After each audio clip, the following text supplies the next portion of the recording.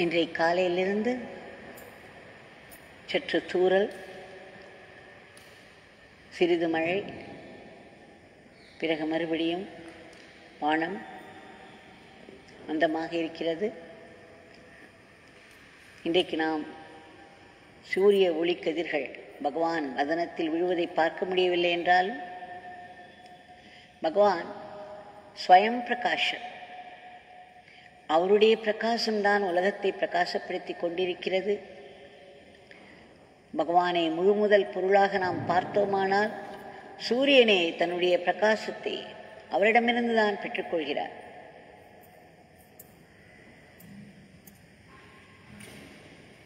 அந்த பகவான் நம் எல்லோருக்கும் மறுபடியும் ஒரு வாய்ப்பு, திரும்ப திரும்ப அவருடைய நாமத்தை அவருடைய சன்னதியிலிருந்து சொல்வதை தவிர வேறு என்ன விசேஷம் இருக்க முடியும்? இன்றைக்கு பகவான் அவரவர்களுடைய வீட்டின் உள்ளே நுழைந்து நின்று கொண்டு காட்சியளித்து ஆரத்தி தனக்கு செய்வதை காண்பித்து எல்லோரையும் நாமத்தையும் சொல்ல வைக்கிறார்.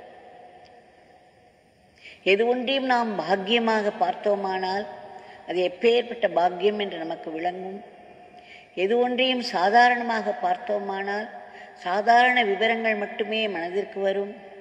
எது ஒன்றும் ஒன்றுமே இல்லை என்று நினைத்தோமானால் நாமும் ஒன்றுமே இல்லாமல் ஆகிவிடுவோம். கண்ணோட்டம். இன்றைக்கு பகவானுடைய அருள் எப்படி ஒருவரை ஆட்கொண்டது, அவர் எவ்வளவு வித்தியாசமாக இருந்தார் என்பதையெல்லாம் பார்ப்போம். எல்லோருக்கும் தெரிந்தவர்தான். பரமக்குடி என்னும் கிராமத்தில் ரிட்டையர்ட் போஸ்ட் மாஸ்டர், ஓய்வு பெற்ற போஸ்ட் மாஸ்டராக பணியாற்றி வந்து ஓய்வு பெற்றவுடன் அவருடைய வாழ்க்கை பயணம் பகவானை நோக்கி நடக்க ஆரம்பிப்பதை பார்க்கலாம். 1960 அவர் சபரிமலை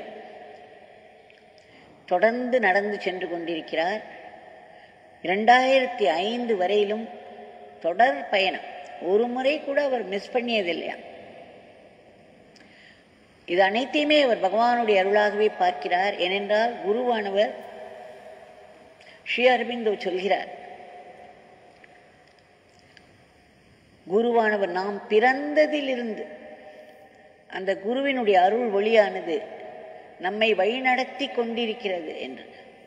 நமக்கு வாழ்க்கையில் பகவானை சந்திக்கும் முன்பு நடந்த அருள் அனுபவங்கள் எல்லாம் அவரிடமிருந்து வந்தவைதான். ஒரு குருவானவர் தனக்கு பக்தராக போகும் ஒவ்வொருவரையும் அவர்கள் பிறந்ததிலிருந்தே உற்று நோக்கி பார்த்து கொண்டிருக்கிறார் என்கிறார்கள்.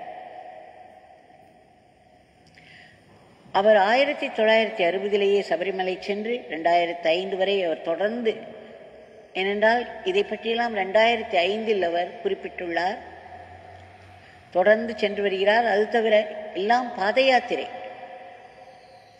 பழனி, திருச்செந்தூர், திருத்தணி, வைத்தீஸ்வரன் கோவில், திருப்பதி, சமயபுரம் என்று பல இடங்களுக்கும்.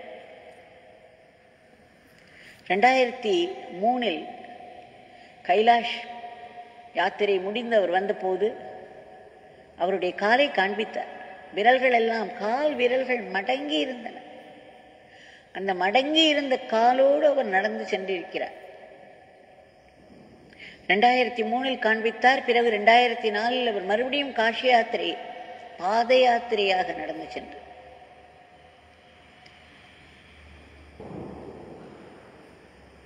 கிட்டத்தட்ட 1990 என்றுக்கும் ஏதோ ஒரு குறிப்பு பகவானை பற்றியவர் ஒரு தினசரி தாளில் பார்த்தாராம். அதில் பகவானுடைய ஒரு படமும் இருந்ததாம்.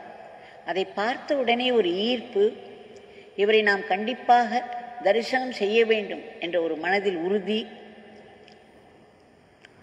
பிறகு 2 நண்பர்களுடன் அவர் செல்கிறார். அப்பொழுது பகவான் சன்னதி திருவீட்டில் இருந்தார். முதலில் பெரிய கோவில் சென்று அந்த குளத்தில் குளித்து பிறகு அவர்கள் பகவானிடம் வருகிறார்கள்.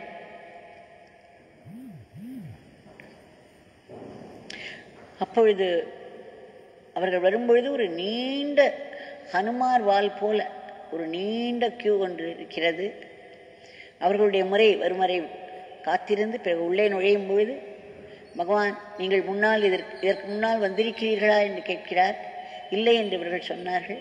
அதன் பிறகு அவர் சொல்கிறார், நீங்கள் 4 மணிக்கு வாருங்கள் என்று.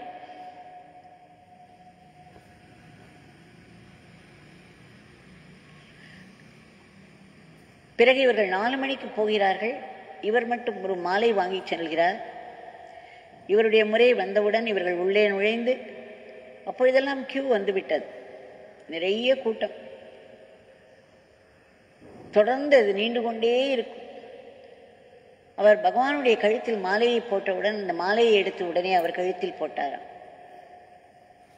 அதன் பிறகு இவர் சொல்கிறார், இவர்களெல்லாம் உட்கார்ந்தவுடன் அருகில் பகவானுக்கு அருகில் இருந்த விசிறியை இவர் தானாகவே எடுத்து விசிற ஆரம்பித்தார். அப்பொழுதெல்லாம் நான் இருந்தேன். 2, 3, 4 முறைகள் இவர் வந்த பொழுதெல்லாம் நான் அங்கு இருந்திருக்கிறேன். இவர் அதை கையில் எடுத்து விசிற ஆரம்பித்தவுடன் எனக்கு உள்ளே பதறல். ஆனாலும் நாம் சுற்றுச்சூழ்நிலையை பார்த்து பேசாமல் இருப்போம். ஏனென்றால் எதுவுமே பகவானிடமிருந்து வர வேண்டும். ஆனாலும் நம்முடைய பதட்டம் போகாது. அடடா, இவர் எடுத்து விட்டாரே, விசிற ஆரம்பித்து விட்டாரே, பகவானை ஒரு வார்த்தை கேட்காமல் செய்கிறாரே என்று என் மனதிற்குள் ஒரு பதறல். ஆனால் பகவான் முகத்தில் எந்த விதமான மாற்றமும் இல்லை. அவர் தொடர்ந்து ஆசீர்வதித்துக் கொண்டிருந்தார். அப்பொழுது எனக்கு புரிந்துவிட்டது பகவானின் சம்மதம் இருக்கிறது என்று. அவர் அப்பேற்பட்டவராக இருந்திருக்க வேண்டும். ஏனென்றால் எத்தனை முறை பாத யாத்திரை, அதற்குள் இவையெல்லாம் பகவானை சந்திப்பதற்கு முன்பே அவர் பல பாத யாத்திரைகளை மேற்கொண்டிருக்கிறார். அவ்வளவு தபஸ்வி, எவ்வளவு ஒரு தவ வலிமை இருந்தால்தான் இதையெல்லாம் செய்ய முடியும். இவர் விசிறிக்கொண்டிருந்தார். 6 மணி வரையில் விசிறிக்கொண்டிருந்தார். பகவான் ஒன்றுமே சொல்லவில்லை. அதன் பிறகு அன்றைக்கு அவர்கள் எதுவும் அதிகமாக பேசவே இல்லை. பகவான் 6 மணிக்கு இவர்களை விட்டுவிட்டார்.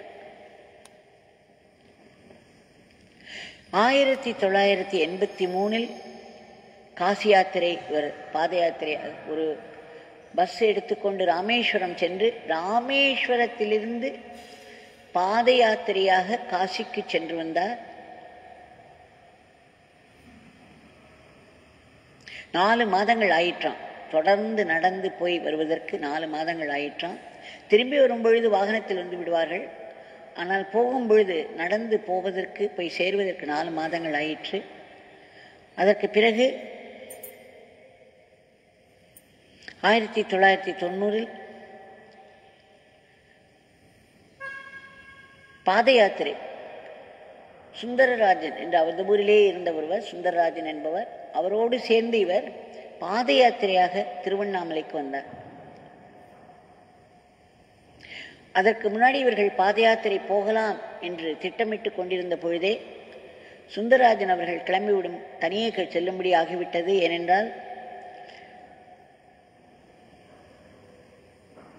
இவர் சேதுராமன், இவருடைய பெயர் சேதுராமன். சேதுராமனுடைய மனைவி திடமென்று உடல் சரியில்லாமல் போய்விட்டார். அவரை ஆஸ்பத்திரியில் அட்மிட் செய்யும்படி ஆகிவிட்டது. எந்த ஒரு நல்ல காரியத்துக்கும் ஏதோ ஒரு தடங்கள் வரத்தான் செய்யும். அதை நாம் அபசகுனமாக எடுத்துக்கொள்ளக்கூடாது. இது ஒரு நல்ல காரியம் என்று மனதில் இன்னும் உறுதி சேர வேண்டும். எல்லாம் நம்முடைய கண்ணோட்டத்தில் தான் இருக்கிறது. இவர் உடனே அசரவில்லை. பகவானுடைய ஒரு படத்தை அவருடைய தலைமாட்டில் வைத்தார், மனைவியினுடைய தலைமாட்டில் அவர் ஆஸ்பத்திரியில் அட்மிட் ஆகிவிட்டார். இவர் ஒரு படத்தை தலைமாட்டில் வைத்து விபூதியை தண்ணீரில் கலந்து அவரை குடிக்கும்படி செய்தார். அதன் பிறகு பகவானிடம் வேண்டிக் கொண்டார். அவருடைய மனைவிக்கு படிப்படியாக விரைவில் உடல் குணமாயிற்று. இவர் உடனே பிள்ளையார்பட்டி வரையிலும் சென்று அங்கிருந்து இந்த பாத யாத்திரிகர்களுடன் சேர்ந்து கொண்டார். எல்லோரும் மாலை வாங்கி சென்றனர். முதல் முறை அவர் மாலையை போட்டார் அல்லவா பகவான். எல்லோரும் மாலை வாங்கி சென்றனர், பகவானுக்கு அர்ப்பித்தனர். அப்பொழுதும் நான் இருந்தேன். உடனே பகவான் அவரவர்கள் கொடுத்த மாலையை உடனேயே அவர்கள் கழுத்திலேயே போட்டுவிட்டார்.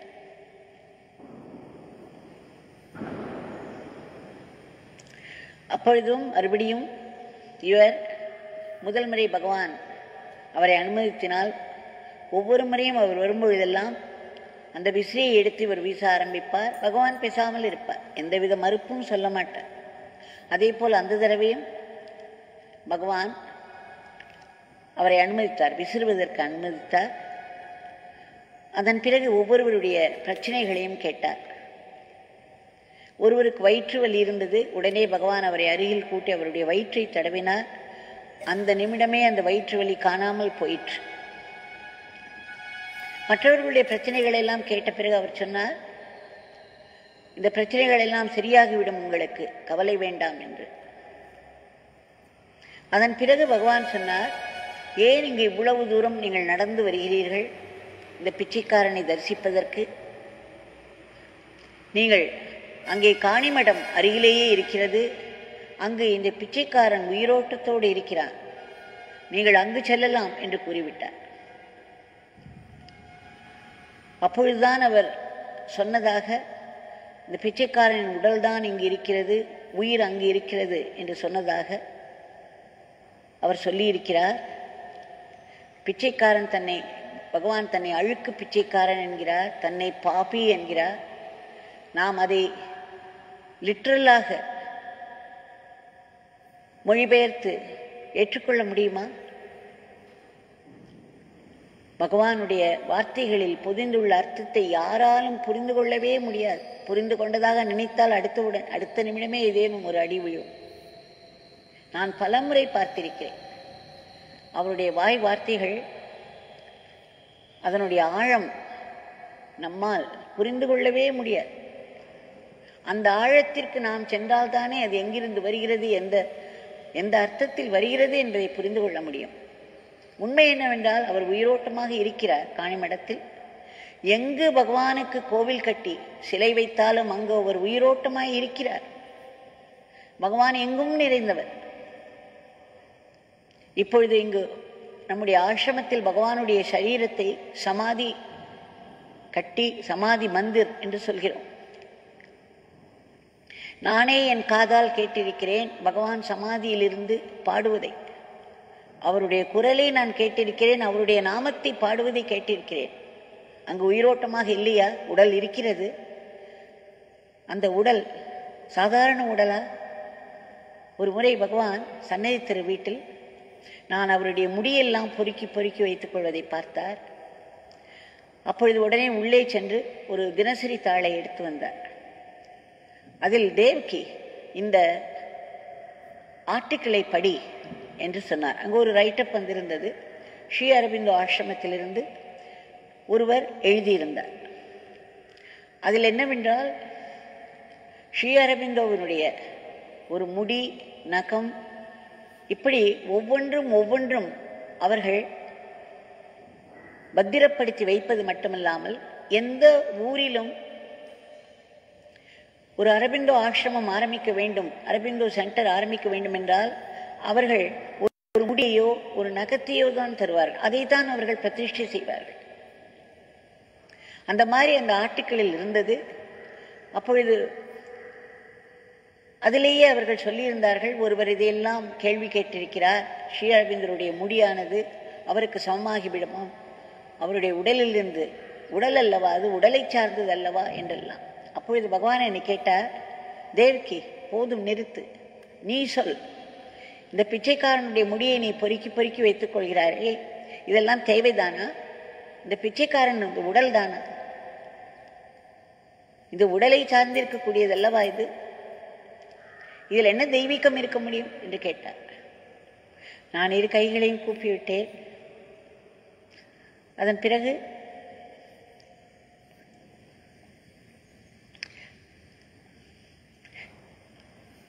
நான் மெல்ல சொன்னேன் பகவானிடம், உங்களுடைய வார்த்தைகள் மட்டும், ஒவ்வொரு வார்த்தையும் உயிரோட்டமாய் இருக்கின்றது.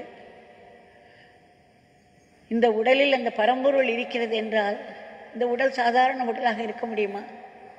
இது ஒரு திவ்ய சரீரம் அல்லவா? பார்ப்பதற்கு எங்களைப் போல் 2 கண்கள், காதுகள், உடலோடு கைகள், கால்களோடு இருக்கிறீர்கள். ஆனால் இது ஒன்றொன்றும் எங்களுக்காக வந்தது தான். இந்த உடல் இது ஒரு திவ்ய சரீரம். பகவானுடைய விசிறியை நாம் பத்திரப்படுத்தி வைக்கிறோம். பகவான் உபயோகித்த சாமான்களை எல்லாம் புனிதமாக கருதி அவைகளை எல்லாம் வணங்குகிறோம். ஏனென்றால் அந்த உடல், அந்த பகவான், இந்த பரம்பொருள் என்று சொல்கிறார்கள் அல்லவா, அது வாழ்ந்த இடம் அல்லவா. அது எத்தனை வருடங்கள், 1 வருடமா 2 வருடமா, அதனுடைய தெய்வீக ஒளி. பகவான் சொல்வார், இந்த சரீரத்தில் தந்தையை தவிர வேறு யாரும் இல்லை.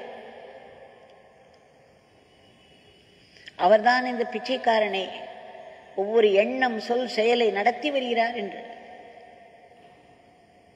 அப்பொழுது நமக்கு நாராயணர் கண்முன் தோன்றினால் அதை உடல் என்று நினைப்போமா? பரமசிவன் கண்முன்னே தோன்றினால் அதை உடல் என்று நினைப்போமா? இன்றைக்கு நம்முடைய பேரருள் பகவான் அந்த உருவம் எடுத்து நடமாடிக்கொண்டிருந்தார். இப்பொழுதும் நடமாடிக்கொண்டிருக்கிறார். இங்கு பல முறை ஆசிரமத்தில் அவர் நடமாடுவதை நான் பார்த்திருக்கிறேன். நாங்கள் எல்லோரும் உட்கார்ந்து 1 மணி நேரம் நாமும் சொல்லும் பொழுது சில சமயம் அவர் ஒரு ஃப்ராக்ஷன் ஆஃப் எ செகண்ட் இப்படி அப்படி போவது பார்த்திருக்கிறேன். கையை வேகமாக ஆட்டிக்கொள்வது, ஆசீர்வதிப்பதை பார்த்திருக்கிறேன். எத்தனை பேர் நம்முடைய பகவானுடைய மூர்த்தி அசைவதை பார்த்திருக்கிறார்கள். உயிரோட்டமாய் இருக்கிறது என்றால் என்ன? அந்த இடத்தில் தெய்வீக சக்தி நிரம்பி இருக்கிறது. சிறிதளவுக்கு மனம் உயிரை போனாலும் இந்த காட்சிகளை நாம் காண முடியும். எல்லோருக்கும் இது சாத்தியம். இதை பின்னால் இவரே சொல்கிறார். இந்த எதற்காக சொன்னேன் என்றால், பகவான் அப்படி சொன்ன பிறகு, அதாவது காணிமடத்திற்கு சென்று பகவானை தரிசிக்க வேண்டும் என்று பகவான் விரும்பினார். அந்த சமயத்தில் குமார கோவில் இருந்தது. ஓம் பிரகாஷ் யோகினி அங்கு ஒரு ஆசிரமம் நடத்தி வந்தார்கள். பிறகு காணிமடத்தில் தான் முதல் கோவில் அமைந்தது. அப்படி பகவான் அவர்களை அங்கு டைரக்ட் செய்தார்கள். அப்பொழுது அவர் கேட்டார், அவருடைய ஒரு பிள்ளை 8 வயதில் காணாமல் போய்விட்டான். உடனே பகவான் சொன்னார், அவன் பத்திரமாக திரும்பி வருவான், கவலை வேண்டாம் என்று. அதன்படி அவன் திரும்பி வந்து விட்டான். ஆனால் திரும்பி வந்தவனுக்கு கை கால் விளங்கவில்லை, பேச்சு வரவில்லை. அவனுடைய கோலத்தை கண்டு இவர் மிகவும் திகைத்து விட்டார். அதன் பிறகு அவனை கூட்டிக் கொண்டு காணிமடத்திற்கு சென்று 10 நாட்கள் அங்கே இருந்தார். அந்த 10 நாட்களும் நாமம் சொல்வதும் பிரார்த்தனை செய்வதுமாக இருந்தார்கள். அப்பொழுது அந்த பையன் சொன்னான், ஒரு நாள் பகவான் நேரே வந்து அவன் அருகே உட்கார்ந்து கொண்டு அவனை தடவி கொடுத்தார். சற்று பொறுமையாக இரு, எல்லாம் சரியாகிவிடும் என்று சொன்னார். தடவி கொடுத்தார். அந்த மாதிரி 2 முறை அந்த குழந்தை அந்த வயதில் பகவானை பார்த்திருக்கிறது நேரே. கைகால் விளங்காமல் இருந்தது, வாய் பேச்சு இல்லை, ஆனால் கடவுள் தரிசனம். எப்பேற்பட்ட பாக்கியம்! பகவான் தடவி கொடுத்தாராம். அதன் பிறகு படிப்படியாக குணமாகி அவர் பேச முடிந்து, நடந்து, சகஜமாகி எல்லோரையும் போல் நார்மலாகிவிட்டார். சேதுராமன் சொல்கிறார், பரமக்குடி சேதுராமன் சொல்கிறார்,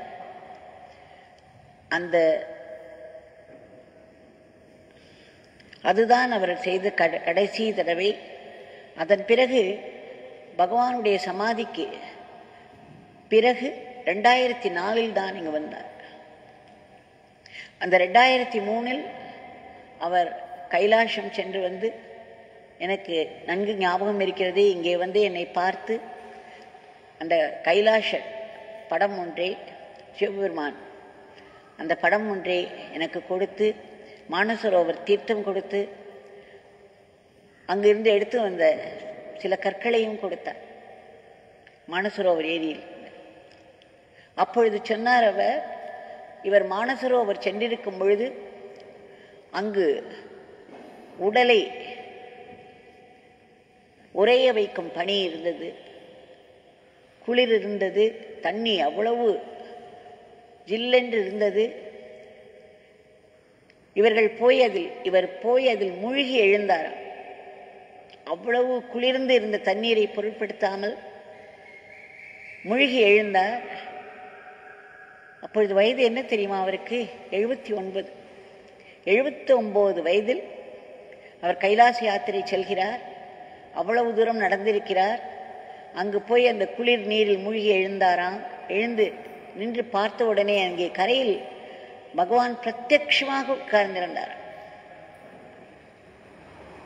ஜுப்பா போட்டுக்கொண்டு, தோத்தி கட்டிக்கொண்டு, கையில் விசிறியோடு, கொட்டாங்குச்சியோடு, தலைப்பாகையோடு காட்சி அளித்தாராம். இவரால் அந்த காட்சியை தாங்க முடியவில்லை. கதறி அழுதபடி ஓடினார்.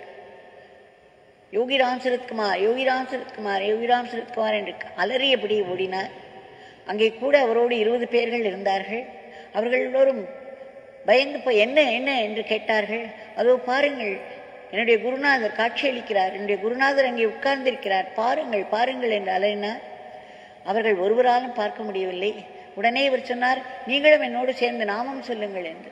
உடனே அத்தனை பேரும் யோகிராம் சரத்குமார், அவர் கூட வந்திருந்தவர்கள் வெவ்வேறு இடங்களிலிருந்து வந்தவர்கள், அவர்களும் இங்கு வந்திருந்தார்கள். என்னிடம் பேசினார்கள். அவர்களும் அந்த அனுபவத்தை என்னிடம் சொன்னார்கள். அவர்கள் கூட வந்த அந்த 20 பேர் வருஷா வருஷம் போய் கொண்டிருக்கிறார்கள்.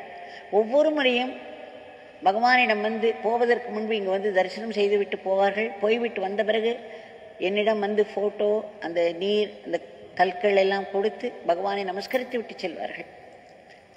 அவர்கள் எல்லோரும் அந்த முறை முதல் முறையாக சேத்துராமன் அவர்களோடு அவர்கள் சென்றிருந்தார்கள். எல்லோருமாக சேர்ந்து யோகிராம் சரத்குமார் நாமம் சொன்னவுடனே சேத்துராமன் சொல்கிறார், அவர்களுடைய கண்களுக்கும் பகவான் தெரிந்தாராம். அங்கிருந்த அத்தனை பேருக்கும் பகவான் காட்சி அளித்தார். எந்த கோலத்தில் திருவண்ணாமலையில் அவர் காட்சி அளித்தாரோ அதே கோலத்தில் கையில் விசிறி சிரட்டையுடன், தலைப்பாகையுடன், ஆனந்தமாய் அற்புதமாய் புன்னகைத்துக் கொண்டே ஆசீர்வதித்தார். 2003 இது நடந்திருக்கிறது. அதன் பிறகு இவருக்கு கைலாச மலையை சுற்றி வரும்பொழுது பார்க்கும்போது அந்த கைலாச மலையின் உச்சியில் பகவான் சிவபெருமான் கோலத்தில் ஆழ்ந்த தியானத்தில் இருக்கும் காட்சி கிடைத்திருக்கிறது.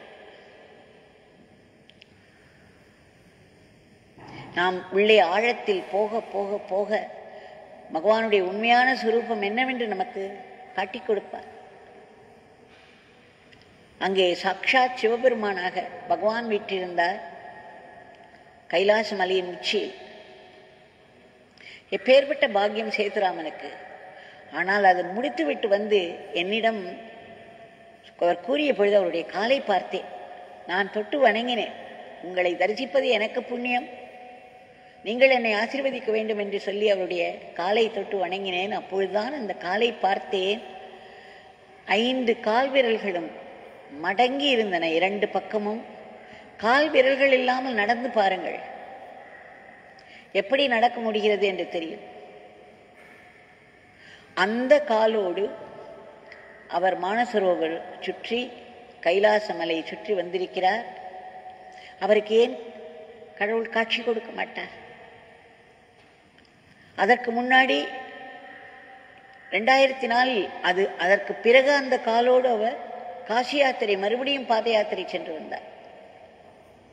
80 வயது, 79 வயதில் மானசரோவர், 80 வயதில் காசி யாத்திரை. நம்மால் நினைத்து பார்க்க முடியுமா?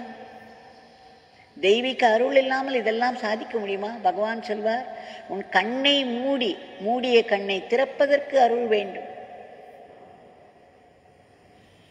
நாம் நடப்பதற்கு அருள் வேண்டும். கைகால்களை அசைப்பதற்கு அருள் வேண்டும். மூச்சு விடுவதற்கு அருள் வேண்டும் அல்லவா? அந்த மூச்சு காற்றை வைத்தது கடவுள் அல்லவா? இப்படி சேதுராமனுடைய இந்த சரித்திரம் மிகவும் அற்புதமாக இருக்கிறது. எப்பேற்பட்ட மன உறுதி! 79 வயதிலும் 80 வயதிலும் அவ்வளவு மைல்கள் நடந்து சென்று வருவதென்றால் சாதாரண விஷயம் அல்ல. அது கோர தபஸ் என்று சொல்வார்களே, அந்த வகையை சார்ந்தது. அருளின்றி அது வேறு எதுவாக இருக்க முடியும்? அவருக்கு பகவானுடைய காட்சி கிடைத்தது. எப்பேற்பட்ட ஒரு அருள், எப்பேற்பட்ட ஒரு பாக்கியம்!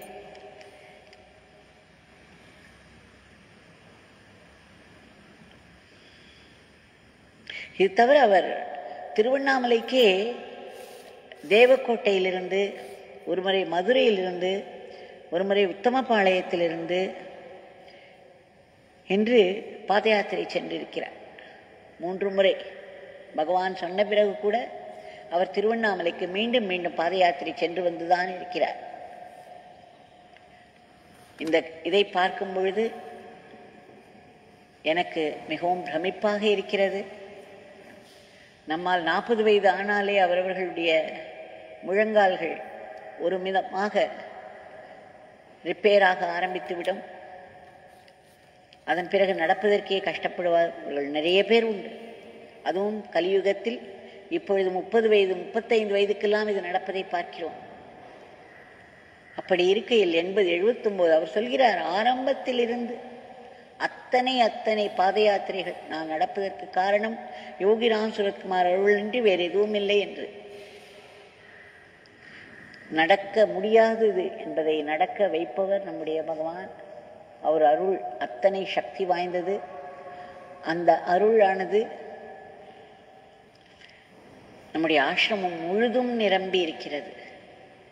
ஒரு முறை ஸ்ரீ முரளிதர சுவாமிஜி அவர்கள் இங்கு வந்து பகவானை பற்றி பேசும்பொழுது அவருடைய உரையில் குறிப்பிட்டார், ஒரு மகாத்மாவுக்கு யார் செல்ல வேண்டும் என்று போட்டு வைத்திருக்கிறதோ, யாருக்கு பாக்கியம் இருக்கிறதோ அவர்கள் மட்டுமே செல்ல முடியும், எல்லோராலும் செல்ல முடியாது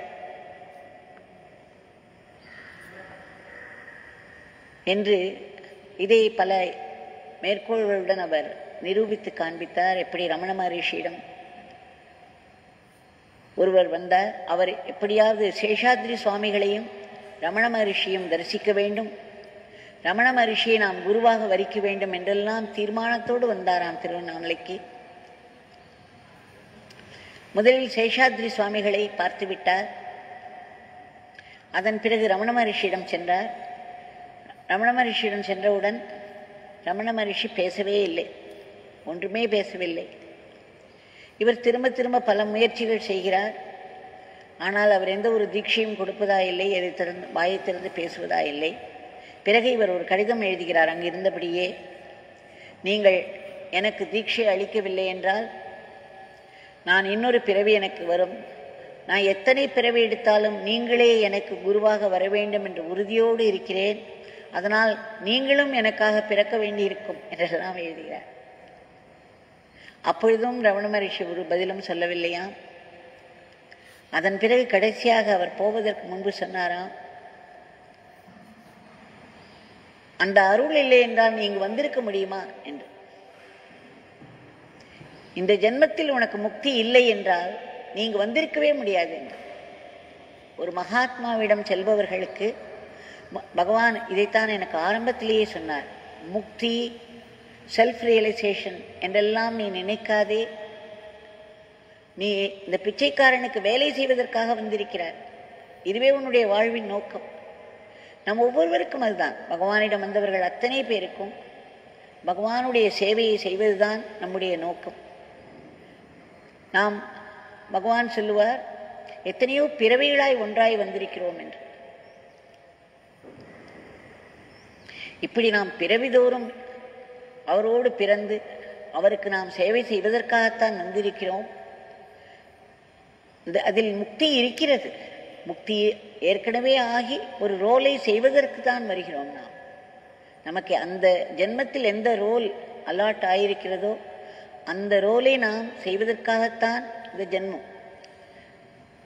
ஒரு ஆத்ம தரிசனம் பெற்ற, கடவுளோடு ஐக்கியமான ஒரு குருதேவரை பெற்ற அனைவருக்குமே முக்தி உண்டு. அந்த முக்தியை பற்றி நாம் கவலைப்படவே தேவையில்லை. நாம் பகவானுடைய காரியங்களை செய்வதற்காக மட்டும்தான் வந்திருக்கிறோம். அது எல்லாம் தானாகவே நடக்கும். சேதுராமன் என்பவர் அதை ஒட்டித்தான் சொல்கிறார், நாம் எந்த குருநாதரிடம் வர வேண்டும் என்று இருக்கிறதோ அங்கு வந்து சேர்ந்து விடுவோம். அது மட்டுமல்ல, நாம் பிறந்ததிலிருந்து அவருடைய அருள்தான் நம் வாழ்க்கையை நடத்தி வருகின்றது. வாழ்க்கையில் ஒவ்வொரு முறையும் கடவுள் அருள் பெற்றதாக நினைத்து பூரிக்கும் போதெல்லாம் அந்த அருளுக்கு பின்னால் நம்முடைய குருநாதர் நிற்கிறார். நம்முடைய வாழ்க்கையை அவர் ஒவ்வொரு கட்டத்திலும் சீராக்கி கொண்டே வருகிறார். அந்த பகவான் இதோ நம் கண்முன்னே நின்று கொண்டிருக்கிறார். நம் பகவான் சொன்னார் அல்லவா, மெடிடேஷன் ஹால் என்று ஒரு ரூமை சொல்கிறாயா, இந்த ஆசிரமம் முழுவதுமே மெடிடேஷன் ஹால் என்று சொன்னார். அப்படி என்றால் என்ன அர்த்தம்? எங்கு உட்கார்ந்து நாம் தியானம் செய்தாலும் மனது குவியும். அப்பேற்பட்ட சக்தி இங்கு இருக்கிறது. தியானம் மஸ்ட் ஹேப்பன். நாம் யாரும் முயற்சி செய்து தியானம் என்று ஒன்று செய்ய முடியாது. அது மிகவும் பலகீனமாக இருக்கும். அந்த தியானம் என்பது தானே நடக்கும். இந்த குரு அருளார் எங்கு உட்கார்ந்தாலும் சக்தி, குருவினுடைய சக்தி இருக்கும் இடத்தில் எங்கு உட்கார்ந்தாலும் நமக்கு தியானம் will happen. அந்த பகவானிடம் இன்றைய பிரார்த்தனை நாம் சமர்ப்பிப்போம்.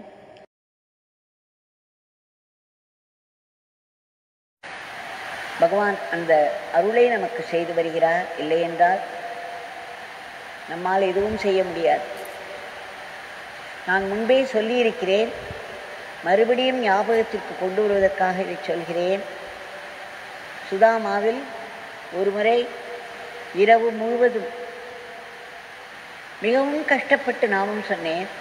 முதல் தடவை இரவு முழுவதும் கண்விழித்து நாமம் சொல்வது எப்படியோ தூக்கம் வரும் பொழுதெல்லாம் ஒரு பெரிய அட்டாக் மாதிரி வரும். அப்பொழுதெல்லாம் எழுது நடப்பது, இங்கு அங்கு செல்வது, ஏதேதோ என்னை எங்கேஜ் செய்து கொண்டு சொல்லி முடித்தேன். ஒரு 20,000 முடிந்தவுடன் விடிந்து விட்டது. ஒரு 4 மணி ஆகிவிட்டது.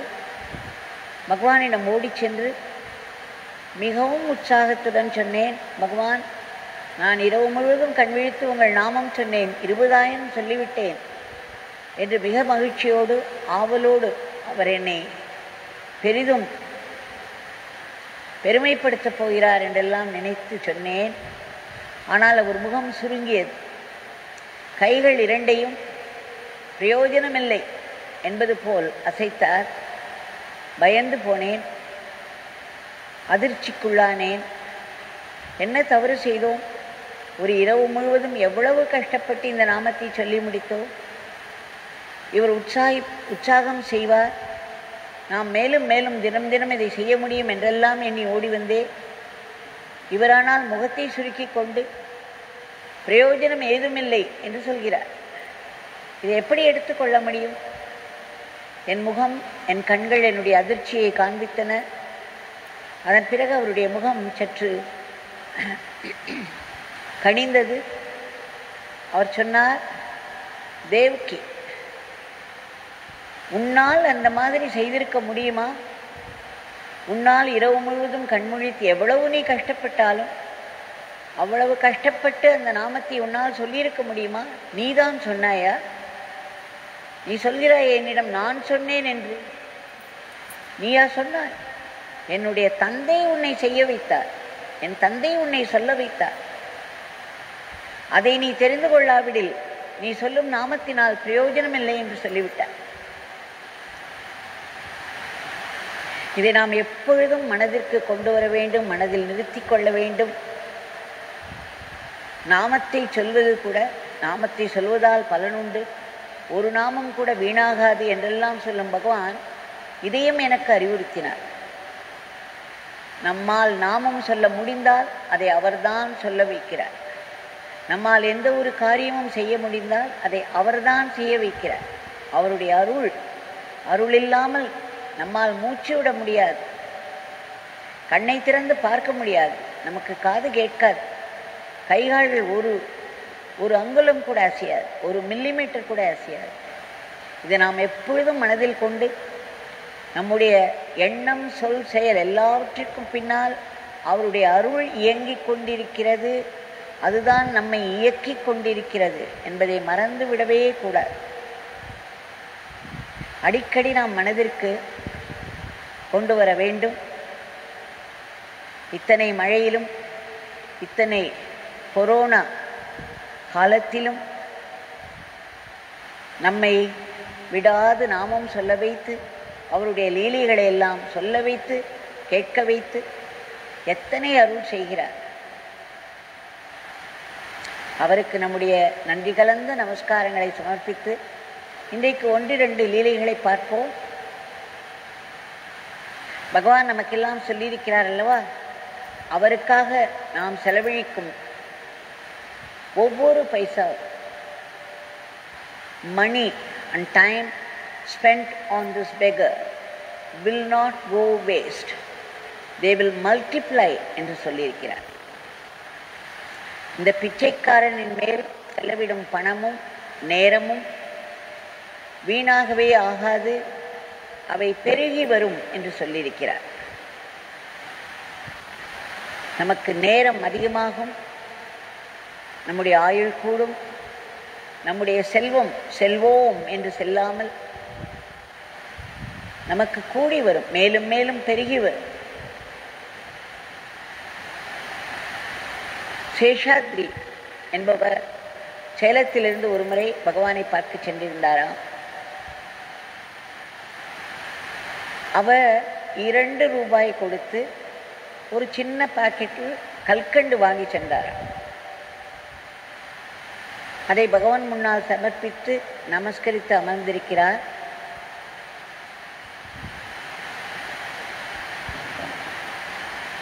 கல்கண்டு 2 ரூபாய்க்கு வாங்கி சென்றார். இவ்வளவுதானே வாங்கி சென்றோம் என்ற ஒரு நினைப்பும் அவருக்கு இருந்தது. சிறிது நேரத்தில் பகவான் அவரை கூப்பிட்டார். அந்த கல்கண்டுகள் சற்று பெரிதாக இருக்கவே அவற்றை உடைக்கச் சொன்னார். அங்கு நிறைய பேர் இருந்தார்கள். அவரையே அவர்களுக்கெல்லாம் எடுத்து கொடுக்க சொன்னார். இவருக்கு ஒரு மாதிரி ஆகிவிட்டது. நாம் வாங்கி வந்ததோ கல்கண்டு தான், அதையும் உடைத்து கொடுக்கும்படியாக சொன்னார். இவருக்கு மனதில் சற்று தளர்வு வந்தது. ஆனால் பகவானிடம் ஒரு பெரிய ஈர்ப்பு வந்தது. பகவான் அவரை பார்த்து ஆசீர்வதித்து சொன்னார். அவருடைய பிஸ்னஸ் மிகவும் டல்லாக போய்கொண்டிருந்தது. பகவான் அவரிடம் சொன்னார், கையை தூக்கி ஆசீர்வதித்தார். நீ ஊருக்கு திரும்பியவுடன் உனக்கு 2 பெரிய வேலைகள் வரும், அவைகளை நீ நன்றாக செய் என்று சொல்லி ஆசீர்வதித்தார். இவருக்கு ஒரே வியப்பாக போய்விட்டது. இவர் ஊருக்கு சென்ற பிறகு SAIL செயல் என்ற இடத்திலிருந்து 2 ஆர்டர்கள் அவருக்கு வந்தனவா. ஒரு ஆர்டர் 1 லட்சத்திற்கும் மேலாக, இன்னொரு ஆர்டர் 18,000 ரூபாய். அவர் சொல்கிறார், 1 லட்சத்திற்கும் மேலாக ரூபாய்க்கு இதுவரை எனக்கு ஆர்டர் வந்ததே இல்லை. நான் வாங்கி சென்ற 2 ரூபாய் கல்கண்டுகளை உடைத்து எல்லோருக்கும் கொடுக்க சொல்லி இன்றைக்கு அவ்வளவு பெரிய ஆர்டரை எனக்கு அனுப்பியிருக்கிறார் பகவான் என்பதை நான் உணர்ந்து கொண்டேன். அவருக்கு நாம் வெறும் 2 ரூபாய் கல்கண்டு வாங்கி சென்றாலும் அதை எத்தனையோ பெரிதாக்கி நமக்கு கொடுப்பார் என்பதை உணர்ந்தேன் என்று கூறியிருக்கார்.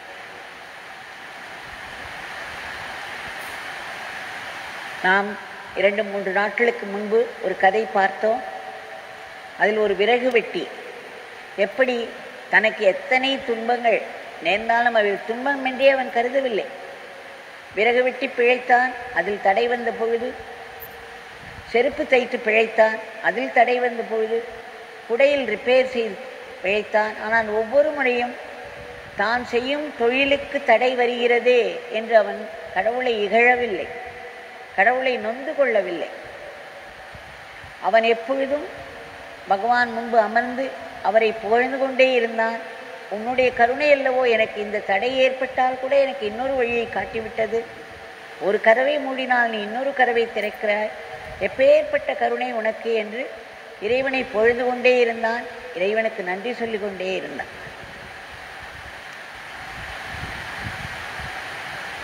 ஒரு தம்பதியர் பகவானை காண சன்னதி தெரு வீட்டிற்கு சென்றார். அந்த தம்பதியர்கள் சொன்னார்கள், அவருடைய உறவுக்காரர்கள் எல்லோரும் இவர்களை விலக்குகிறார்கள், இகழ்ந்து பேசுகிறார்கள், கேலி செய்கிறார்கள். எல்லா உறவினர்களாலும் ஏனோ தெரியவில்லை, நாங்கள் ஒதுக்கப்பட்டு விட்டோம் என்று கூறி அழுதார்களாம், வருத்தப்பட்டு கொண்டார்களாம். அப்பொழுது பகவான் சொன்னாரா, அதை பற்றி நீங்கள் கவலைப்படாதீர்கள். இந்த பிச்சைக்காரனிடம் வந்துவிட்டீர்கள், இந்த பிச்சைக்காரன் உங்களோடு இருக்கிறான், இதைவிட உங்களுக்கு வேறு என்ன வேண்டும் என்று கேட்டாராம். எவ்வளவு பெரிய ஒரு பொக்கிஷம் அவர் சொன்னது. நாம் பகவானிடம் சரணடைந்து விட்டால், பகவானுடைய நாமத்தை சொல்லிக் கொண்டிருந்தார், பகவான் நம் கூடவே இருக்கிறார்.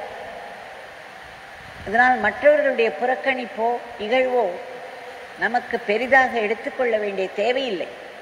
பகவான் நம்முடன் இருக்கிறார், பகவான் நம்முடன் இருக்கிறார் என்ற நினைவில் நாம் அவரை போற்றி புகழ்ந்து கொண்டு நன்றி சொல்லிக்கொண்டே இருந்தோமானால் பகவான் நம் கூடவே இருப்பது நமக்கு நன்கு தெரிய ஆரம்பித்துவிடும். இப்பொழுது பகவான் சொல்கிறார், உங்களை உங்கள் உறவினர்கள் புறக்கணிக்கும் பொழுதெல்லாம், அவமானப்படுத்தும் போதெல்லாம் நீங்கள் இருவரும் சண்டையிட்டு கொண்டு இந்த பிச்சைக்காரனை திட்டுகிறீர்கள், இகழ்ந்து பேசுகிறீர்கள். அப்படி செய்தால் இந்த பிச்சைக்காரன் உங்களோடு இருக்க முடியாது என்று கூறினார். நான் உங்களோடு தான் இருக்கிறேன், நீங்கள் மற்றவர்கள் உங்களை புறக்கணிப்பதையோ அவமானப்படுத்துவதையோ பொருட்படுத்துகிறீர்கள் என்று கேட்ட பகவான், பிறகு உங்களுக்கு ஒரு அவமானமோ கஷ்டமோ வந்தால் இந்த பிச்சைக்காரனை திட்ட ஆரம்பித்து விடுகிறீர்கள், இகழ்ந்து பேச ஆரம்பித்து விடுகிறீர்கள். அப்படி செய்தால் இந்த பிச்சைக்காரனால் உங்களுடன் இருக்க முடியாது என்று கூறினார்.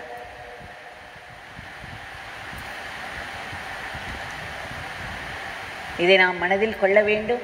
நமக்கு எத்தனை கஷ்டங்கள் வந்தாலும் நம்முடைய கர்ம வினை அது.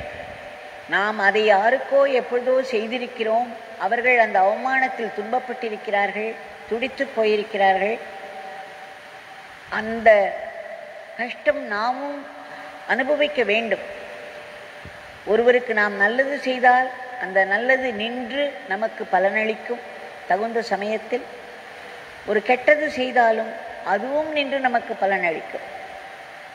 நாம் எல்லோரிடமும் அன்பே காட்டி வந்தோமானால், இனிய வார்த்தைகளே பேசி வந்தோமானால், ஒரு காலப்போக்கில் நம்மிடம் அத்தனை பேரும் அன்பு காண்பிக்க ஆரம்பிப்பார்கள், நம்மிடம் இனிய வார்த்தைகளையே பேசுவார்கள்.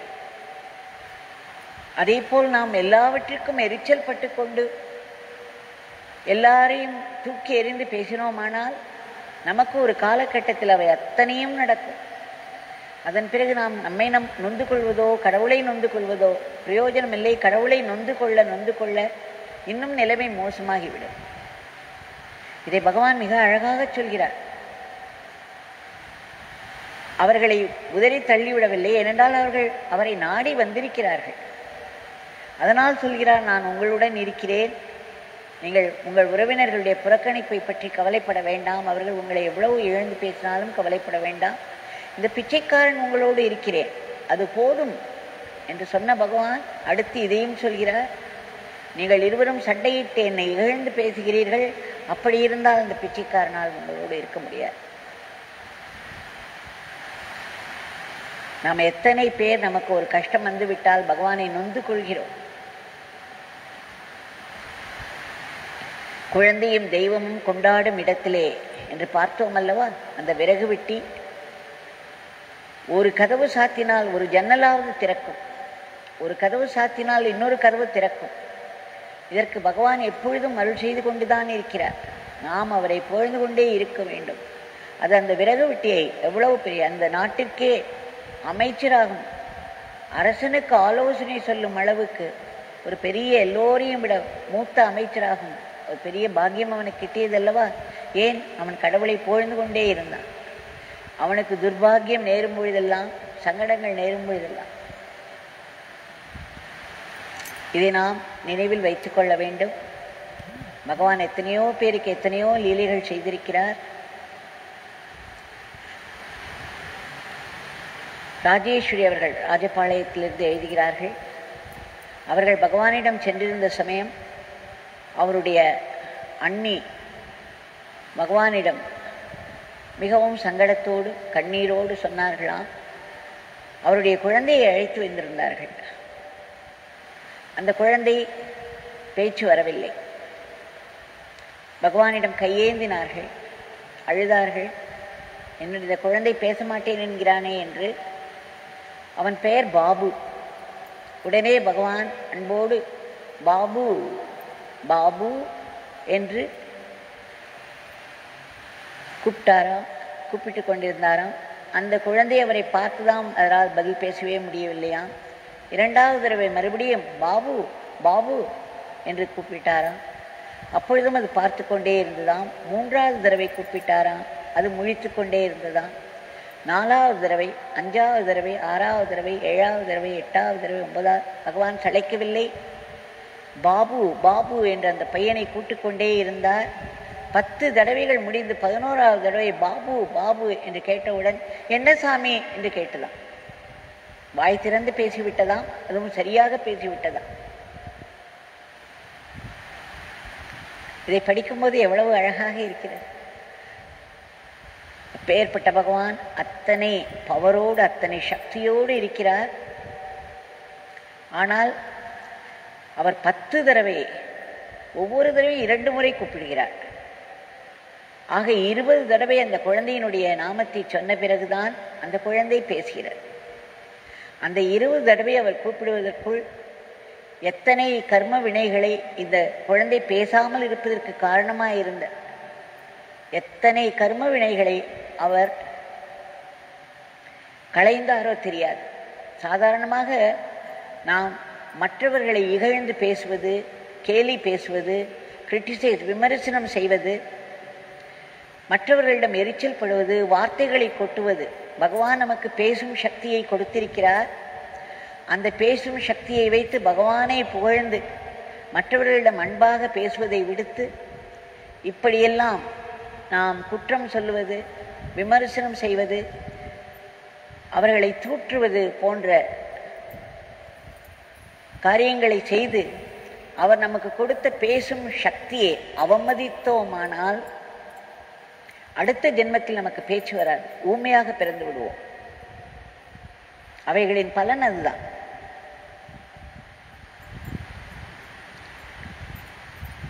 அதற்கு அந்த பகவான் ஒரு 10 முறை அவனுடைய நாமத்தை 2 தடவை கூப்பிடும் பொழுது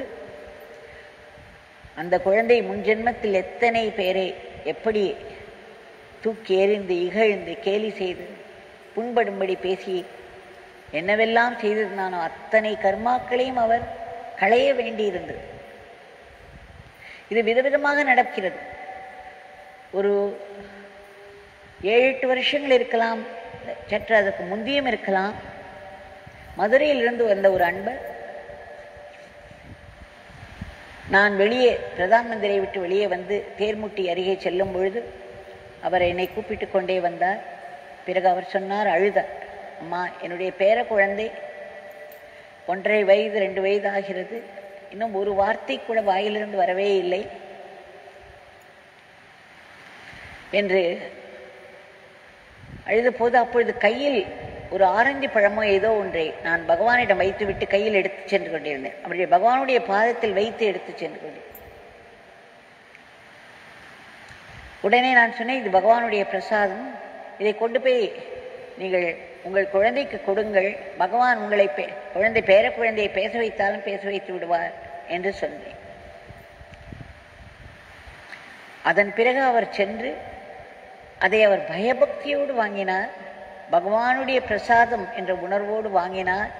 இதை கொடுத்தால் பகவான் என் குழந்தையை, என்னுடைய பேர குழந்தையை பேச வைத்து விடுவார் என்ற பயபக்தியோடு நம்பிக்கையோடு எடுத்து சென்றார். அந்த ஆரஞ்சு பழத்தை உரித்து கொடுத்து அந்த குழந்தை சாப்பிட்ட உடனே அது பேச ஆரம்பித்து விட்டது. இது என்னவென்று சொல்வது? பகவான் 10 தடவை பாபு பாபு என்று கூப்பிட்ட பிறகு அந்த குழந்தை பேச ஆரம்பித்தான். ஆனால் இந்த குழந்தையோ பகவானுடைய பாதத்தில் வைத்த ஒரு ஆரஞ்சு பழத்தை சாப்பிட்ட உடனே பேச ஆரம்பித்து விட்டதே. விதவிதமான கர்ம வினைகளினால் நாம் விதவிதமான துன்பங்களுக்கு ஆளாகிறோம். அந்த அருளும் விதவிதமாக வேலை செய்துதான் நம்முடைய குறையை தீர்க்கிறது. ஒரே மாதிரி அதை நடத்துவதில்லை. ஆனால் நாம் அருளை பிடித்து கொண்டோமானால் நமக்கு தீர்வு கிடைக்கும், அதில் சந்தேகமே இல்லை. அதனால் இன்னொரு இன்றைக்கு காலை அபூர்வம் அம்மாளே என்னிடம் ஒரு நிகழ்ச்சியை சொல்லிக் கொண்டிருந்தார். நாராயண ரெட்டியார் என்பவர் ஒருவர் வந்தார். அவர் சொன்னாரா, சுவாமி ஒரு முறை பஸ்ஸில் ஏறினாரா, அவரிடம் பைசா 5 பைசா கம்மியாக இருந்ததாம் டிக்கெட் வாங்குவதற்கு. உடனே அந்த டிக்கெட் கண்டக்டர் மிகவும் ரூடாக கோபமாக அவரை அப்படியே பாதியிலேயே இறக்கிவிட்டு போய்விட்டாராம். சிறிது தூரம் சென்ற பிறகு அந்த பஸ்ஸினுடைய டயர் வெடித்து விட்டதாம். பஸ் நின்று போனதாம். நல்லவேளை பஸ்ஸிலிருந்து யாருக்கும் எந்த கெடுதலும் ஆகவில்லை. ஆனால் பகவானை மிகவும் மோசமாக நடத்திய உடனே கைமேல் பலன் வருகிறது. பகவானை இகழ்ந்து நாம் பேசினால் நாம் நொந்து கொண்டு நமக்கு ஏதோ ஒரு துன்பம் நேர்ந்து விட்டது, இது பகவான் தான் கொடுக்கிறார் என்று சொல்கிறோம். பகவானை போன்றவர்கள் நமக்கு கர்ம வினையினால் வரும் துன்பங்களை களைவதற்காகத்தான் வந்திருக்கிறார்கள். அந்த துன்பங்களை கொடுப்பதற்காக இல்லை. அந்த துன்பங்களை கொடுப்பது நம்முடைய கர்ம வினைகள். நாம் யாருக்கு என்னென்ன செய்தோமோ அவர்களெல்லாம் எப்படி மனம் நொந்து போயிருப்பார்கள், எவ்வளவு வேதனைப்பட்டிருப்பார்கள். அது எப்படி சும்மா போகும்? அவை நம்மை வந்து தாக்கும். அவர்களுடைய எந்த ஒரு மனநிலையில் நாம் அதை சொல்லி அவர்களை புண்படுத்தினோமோ அதே மனநிலை நமக்கு வரும் வரையில் அந்த வினையானது காத்திருந்து அந்த நேரத்தில் இது பலன் கொடுக்கும். ஆக இதையெல்லாம் நினைத்துக் கொள்வோம். பகவானை எப்பொழுதும் கொண்டாடி கொண்டே இருப்போம். அவருக்கு எப்பொழுதும் நன்றி சொல்லிக் கொண்டே இருப்போம். அவருடைய நாமத்தை நாம் எப்பொழுதும் உச்சரித்து கொண்டே இருப்போம். அவருடைய கையில் ஒரு தகுந்த கருவியாக நாம் செயல்பட வேண்டும் என்று பிரார்த்தித்து கொண்டே இருப்போம். அவ்வளவுதான் நம்மால் செய்ய முடியும். மற்றவற்றை அவர் பார்த்து கொள்வார். பகவான் சொல்வார் அல்லவா, my father will see to the rest. மற்றவற்றையெல்லாம் பகவானை பார்த்து கொள்வார். இன்றைய பிரார்த்தனை பகவானுடைய பாதத்தில் சமர்ப்போம். எல்லா தேவதைகளும் ரிஷிமார்களும் அனைத்து பெரியவர்களும் இறை வழிபாட்டில் ஈடுபட்டிருக்கும் நேரம் நமக்கும் பகவானுடைய நாமம் சொல்வதற்கு ஒரு பெரிய வாய்ப்பினை பகவான் தந்தருளினார்.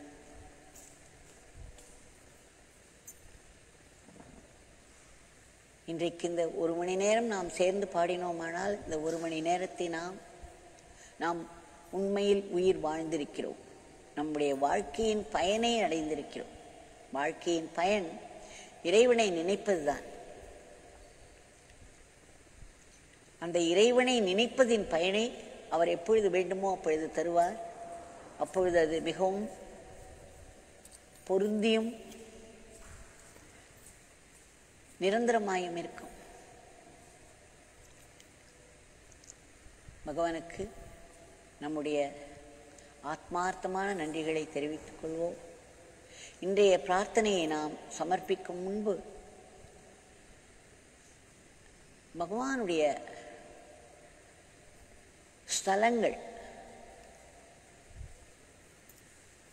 பகவான் எங்கெல்லாம் குடிகொண்டுள்ளார், எப்படியெல்லாம் லீலைகள் நடத்தி வருகிறார் என்பதை பார்த்தோம். எங்கெல்லாம் குடிகொண்டுள்ளார் என்ற அந்த ஸ்தலங்களுக்கு ஒரு பெரிய பெருமை உண்டு. இந்த ஸ்தலங்கள் எல்லாம் எப்படி வந்தன, அவைகளுக்கு பின்னால் என்ன விவரங்கள் இருக்கின்றன, என்ன போராட்டங்கள் இருக்கின்றன, அந்த எப்பேற்பட்ட அருளானது அத்தனை தடங்களையும் மீறி அந்த இடத்தில் பகவான் தன்னை ஸ்தாபித்துக் கொள்கிறார். அங்கிருக்கும் மக்களுக்கு அருள் புரியும் நோக்கத்தோடு லீலைகளை எல்லாம் நடத்தி நம்மை ஆனந்திக்கிறார்.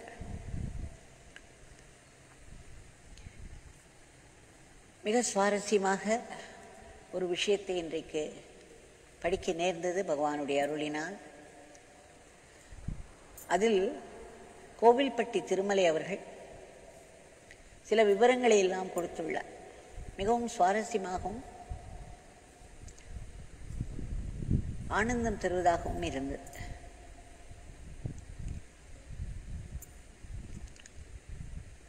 அவர் சொல்கிறார், 1972ஆம் ஆண்டு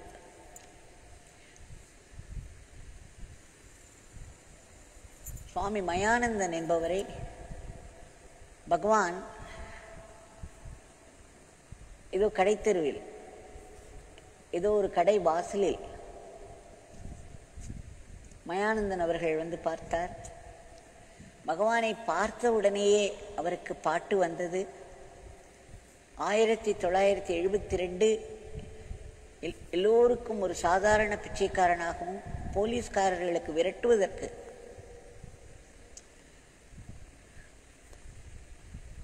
ஒரு பிச்சைக்காரராகவும், இன்னும் பலர்கள் விரட்டுவதற்கும்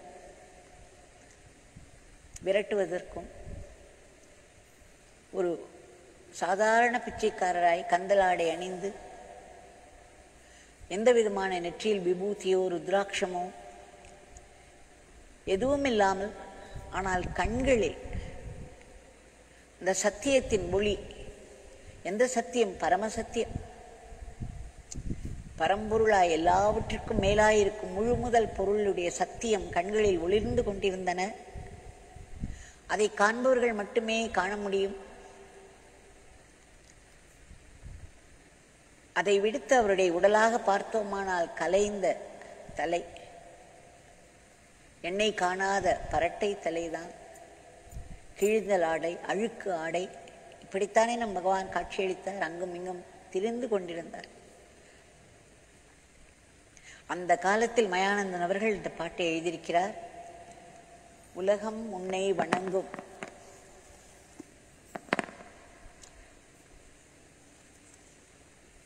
அடியார்கள் ஆயிரம் ஆயிரம் உன்னை தேடி வருவர். உலகம் உன்னை வணங்கும், உன் உருவை வழிபட்டு திலக்கம் போல் நீ திகழ திருவண்ணாமலை அருளும். அடியார்கள் உன்னை தேடி ஆயிரம் ஆயிரம் வருவர் என்றெல்லாம் பாடியிருக்கிறார் 72. இது எப்படி ஒரு சத்தியமாக இன்றைக்கு மிளிர்ந்து கொண்டிருக்கிறது என்று தெரியும். இன்னும் போக போக இன்னும் நன்றாய் எல்லோருக்கும் புரியும்படி இது வளரும்.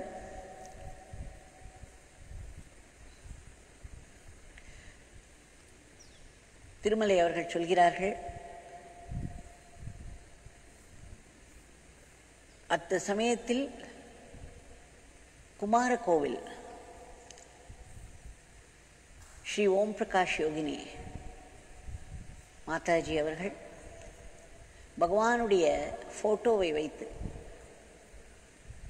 திரு ராஜமாணிக்க நாடார் அவர்கள் பெரும் பக்தர், பகவானிடம் அவ்வளவு பக்தி மேலிட்டு பல காரியங்களை அவர் செய்து கொண்டிருந்தார். அப்பொழுது அந்த குமார கோவிலில் ஒரு ஆசிரமம் கட்டி அதில் பகவானுடைய புகைப்படத்தை வைத்து ஓம் பிரகாஷ் யோகினி மாதாஜி அவர்களிடம் அதை ஒப்படைத்தார். அதன் பிறகு காணிமடத்தில் திரு பொன்காமராஜ் அவர்களிடம் பகவான் கற்சிலை அமைத்து மந்திராலயம் கட்ட அருள் புரிந்தார்.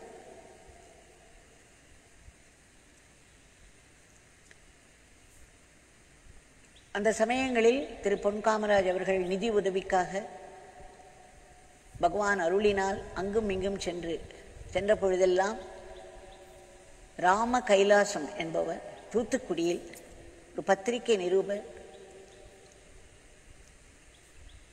அவரும் உடன் சென்று அவருக்கு தெரிந்தவர்களை எல்லாம் அறிமுகப்படுத்துவாராம். இந்த தூத்துக்குடியில்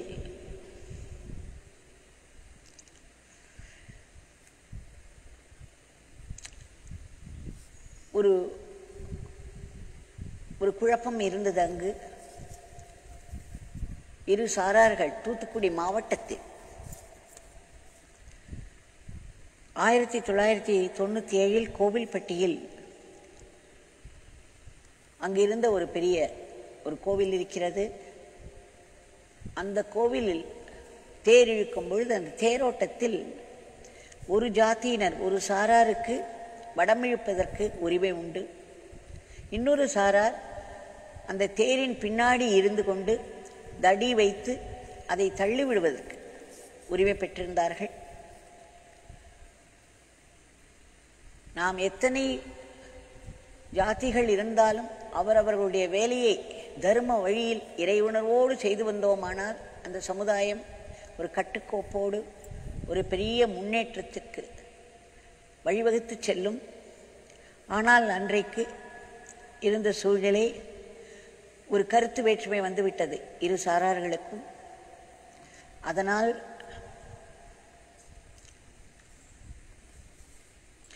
மோதல் எங்கெல்லாம் இந்த இரு சாரார், அந்த மோதல் அந்த இடத்தோடு முடியவில்லை. எங்கெல்லாம் இந்த இரு சாரார்களும் இருந்தாலும் அங்கங்கே தனி மனிதர்கள் ஒருவருக்கொருவர் மோதிக்கொள்ள ஆரம்பித்து விட்டார்கள். இது காட்டுத்தீயென பரவி பெரிய குழப்பங்களையும் கலவரத்தையும் உண்டு பண்ணி கொண்டிருந்த நேரம் அது. அங்குள்ள நிர்வாகத்தினர் அந்த சமயத்தில் ஓட்டு வங்கியை சார்ந்திருப்பவர்கள் அல்லவா, அரசியல்வாதிகளுக்கு ஓட்டுகள் முக்கியம். அதனால் திருமலை சொல்கிறார், அவர்கள் ஓட்டு வங்கியை நம்பி இருப்பவர்களால் ஒரு அந்த கலவரத்தை அடக்கவும் தயங்கினாராம். நிர்வாகிகள் முன்வரவில்லை. இந்த கலவரமானது பல மாதங்கள் தொடர்ந்து கொண்டே இருந்தது. ஆங்காங்கே திடும் என்று பல சூழ்நிலைகள் உருவாகும். வன்முறை ஆரவரித்து கொண்டிருந்தது. அந்த சமயத்தில் பலர் அதனால் பாதிக்கப்பட்டிருந்தார்கள். ராம கைலாசம் அவர்கள் பகவானிடம் வந்தார், பத்திரிகை நிருபர். அதனால் அவருக்கு பல விவரங்கள் தெரிந்திருந்தன. அவர் அந்த சமயம் பகவானிடம், அதாவது 1997 ஒட்டி பகவானிடம் அவர் வந்திருந்த பொழுது, அது மட்டுமல்ல, அந்த சமயங்களில் தூத்துக்குடியிலிருந்து வருபவர்கள் எல்லோரையும் பகவான் விவரங்கள் கேட்பாராம். அங்கே என்ன நடக்கிறது, எங்கே நடக்கிறது. அப்பொழுது திரு கைலாசம் அவர்கள் வந்த பொழுது பகவான் அவரிடம் எல்லா விவரங்களும் கேட்டறிந்தார். அவர் பத்திரிகை நிருபரானால் அவருக்கு நிறைய விவரங்கள் தெரிந்திருந்தன. எல்லாவற்றையும் அவர் சொன்னார். மிகவும் கண்ணீரோடு சொன்னாராம் கைலாசம் அவர்கள், இது தொடர்ந்து கொண்டே இருக்கிறது. அங்குள்ள நிர்வாகத்தில் பொறுப்புள்ளவர்கள் இதை கண்டுகொள்ளவில்லை. இதனால் மேலும் மேலும் பாதிப்பு ஏற்பட்டு கொண்டே இருக்கிறது. நன்மக்கள், சாதாரண ஜனங்களே மிகவும் பாதிக்கப்படுகிறார்கள் என்றெல்லாம் சொன்னபோது பகவான் சொன்னாராம், கவலை வேண்டாம் கைலாசம், எல்லாம் சரியா போகும், அப்பா அருள், தூத்துக்குடி போவோம் என்று சொன்னாராம். அந்த ஒரு வார்த்தை, எல்லாம் சரியா போகும், அது எப்படி அந்த கலேபரத்தை அடக்கியது என்பது மிகவும் சுவாரஸ்யமான, மனதை தொடக்கூடிய ஒரு சம்பவமாக என் மனதிற்கு பட்டது. கைலாசம் அவர்களுக்கு ஒரே குழப்பம், இது என்ன, இவ்வளவு கலேபரம் நடக்கிறது, இவ்வளவு வன்முறை நடந்து கொண்டிருக்கிறது, நிர்வாகத்தினர்கள் தயங்கிக் கொண்டிருக்கிறார்கள், முன்வர பயப்படுகிறார்கள். ஆனால் சுவாமியானால் ஒரு நிமிடத்தில் எல்லாம் சரியா போகும் கைலாசம், தூத்துக்குடி போவோம், அப்பா அருள் என்று சொல்லிவிட்டார். சற்று குழப்பம்தான் அவருக்கு. இருந்தாலும் பகவான் வாக்களித்திருக்கிறார்.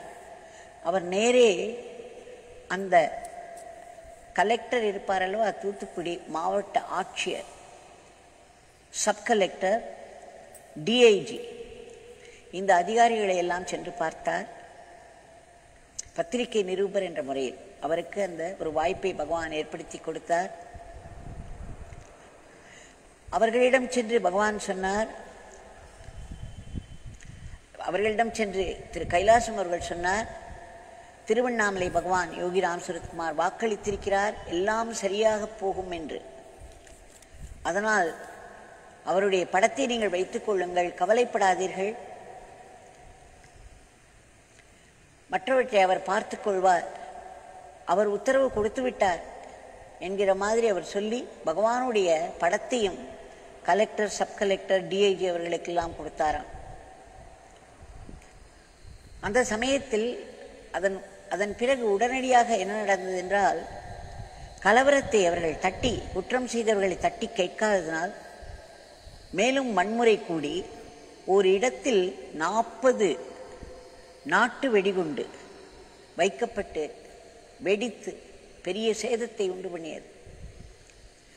அதை ஒட்டி கலெக்டர் அவர்கள், டிஐஜி அவர்கள் எல்லோரும் கூடி 300 பேரை உடனே கைது செய்து விட்டார்கள்.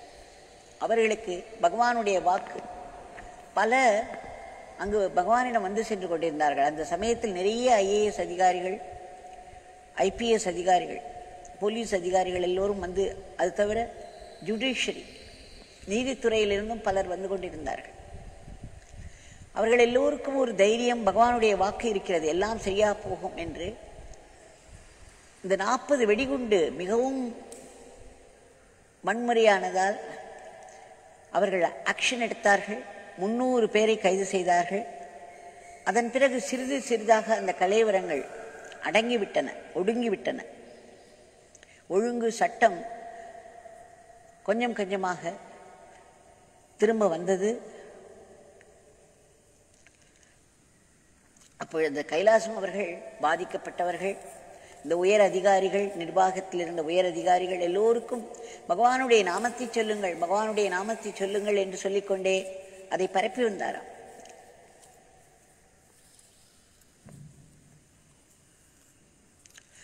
(17/6/98) அன்று மறுபடியும் ராம கைலாசம் அவர்களும் அவர் கூட ஒரு அட்வொகேட் சந்தோஷம் இருவரும் பகவானை சென்று பார்த்தனர்.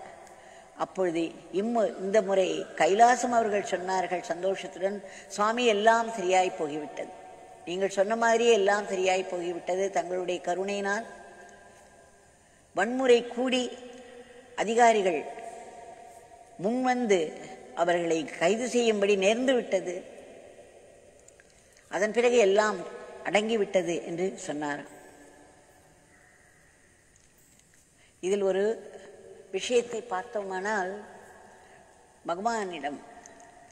பகவானுடைய நாமத்தை கொடுக்கிறார், படத்தை கொடுக்கிறார். அந்த உயர் அதிகாரிகளிடமெல்லாம் சொல்கிறார், பகவான் சரியாக போய்விடும் என்று சொல்லிவிட்டார், அதனால் தாங்கள் நடவடிக்கை எடுக்கலாம் என்று அவர்களிடம் தைரியத்தை பகவானுடைய வாக்கு மூலம் கொடுத்த போது வன்முறை அதிகமாயிற்று.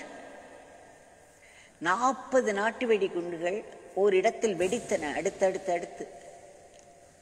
நாம் பலமுறை புராணத்தில் பார்க்கிறோம், தேவர்கள் எல்லோரும் மிகவும் ஹிம்சைக்கு ஆளாகிய பிறகு ராட்சசர்களை பற்றி சொல்வதற்காக, அசுரர்களுக்காக மகாவிஷ்ணுவிடம் சென்று முறையிடுவார்கள். அவர் முறையிட்டு மகாவிஷ்ணு அவதாரம் எடுத்து அதை செய்வதற்கு முன்னாடி அந்த வன்முறையானது இன்னும் ஜாஸ்தியாகும், துன்பங்கள் திடும் என்று அதிகமாக இருக்கும். அதன் பிறகு அவதாரம் நிகழ்ந்து அந்த வதமும் நடக்கும். இங்கே கைலாசம் அவர்கள் இந்த நிர்வாகிகளிடம் சென்று இதையெல்லாம் சொல்லி, மக்களிடம் சென்று பகவானுடைய நாமத்தை சொல்லுங்கள் என்று சொன்ன பிறகுதான் இந்த வன்முறை நடந்தது. அந்த வன்முறை மிகவும் அதிகமாக இருந்ததால் தயங்க முடியவில்லை. நிர்வாகிகள் முன்வந்து தகுந்த நடவடிக்கை எடுக்க ஆரம்பித்தார்கள். அந்த கலவரம் அடங்கியது. ஏனென்றால் சாதாரணமாக ராட்சசர்களுக்கும் அசுரர்களுக்கும், அதாவது தீவினை செய்பவர்கள் என்று வைத்துக் கொள்வோம். அசுரர்கள் என்றால் என்ன? தீய எண்ணங்கள் ஜாஸ்தி இருக்கும் அவர்களிடம், நல்ல எண்ணங்கள் குறைவாக இருக்கும். அவர்களிடம் நல்ல எண்ணங்கள் உண்டு.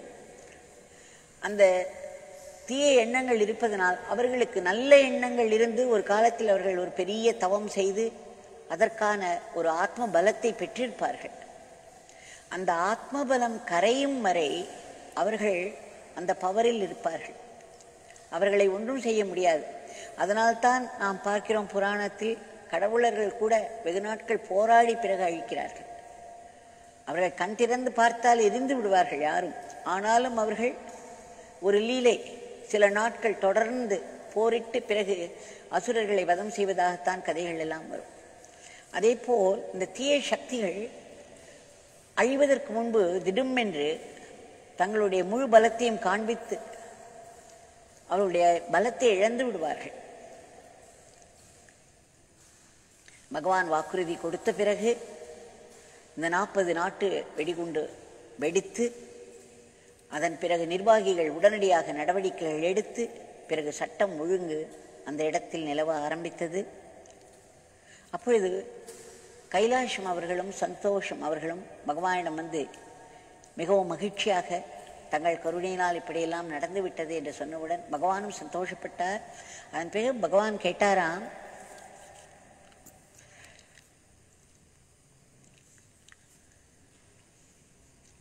இப்பொழுது இது எல்லாம் திரும்ப வராமல் இருப்பதற்கு என்ன செய்யலாம் என்று கைலாசத்தையே யோசனை கேட்டாராம். அவருக்கு என்ன சொல்வது என்று தெரியவில்லையாம். சற்று நேரம் பேசாமல் இருந்திருக்கிறார். இதை நாம் அவாய்ட் பண்ண வேண்டும் என்றால் என்ன செய்வது கைலாசம், என்ன பண்ண வேண்டும் என்று கேட்டாராம். பிறகு கைலாசம் அவர்கள் சொன்னார்களாம், சுவாமி, இதற்கெல்லாம் முக்கிய காரணம் இளைஞர்கள் எல்லோரும், படித்த இளைஞர்கள் கூட வேலை இல்லாமல் இருக்கிறார்கள். அதனால் அவர்கள் அரசியல்வாதிகளால் ஆளப்பட்டு பல குழப்பங்கள் விளைகின்றன.